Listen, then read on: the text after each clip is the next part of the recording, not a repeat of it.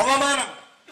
ఓవైపు తీన్మార్ మల్లన్న ఈ స్థాయికి వస్తే కనీసం మా కాంగ్రెస్ పార్టీ గుర్తించి, మా నాయకత్వం గుర్తించి, ఒక సోదరుడు ప్రజల కోసం కొట్లాడేటోడు మా అభ్యర్థిగా ఉండాలని చెప్పి కాంగ్రెస్ పార్టీ నన్ను గౌరవించుకుందన్న. వామపక్ష పార్టీలు నాకు అండగా నిలబడ్డాయన్న. ఇన్ని అండగా నిలబడితే ఇవాళ కేటీ రామారావు మాట్లాడుతా ఉన్నాడు. ఏమని అన్నా, తీన్మార్ మల్లన్న బ్లాక్ మెయిలర్ అని మాట్లాడుతున్నా. నా ఆస్తులు ప్రభుత్వానికి రాసిచ్చినన్నా.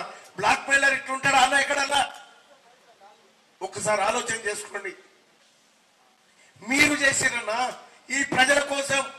నేను నా బిడ్డకు వచ్చిన కష్టం ఏ బిడ్డకు రావద్దని 200 మంది పిల్లలకు ఆపరేషన్లు చేయించినన్నా నేను తీన్మార్ మల్లన్న.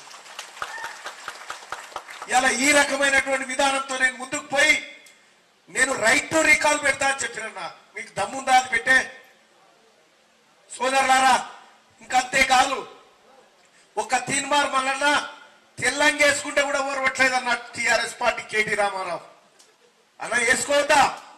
ఒక పేద బిడ్డ కనీసం ఒక కారులో తిరగొద్దా? ఒక బీసీ బడుగు బలహీన వర్గాల బిడ్డ ఎన్నికల్లో పోటీ చేస్తే ఓర్చుకోరా? ఒకసారి ఆలోచన చేయమని కోరుతా ఉన్నా. ఏం చెప్తా ఉన్నామన్నా ఈ ప్రజలకి?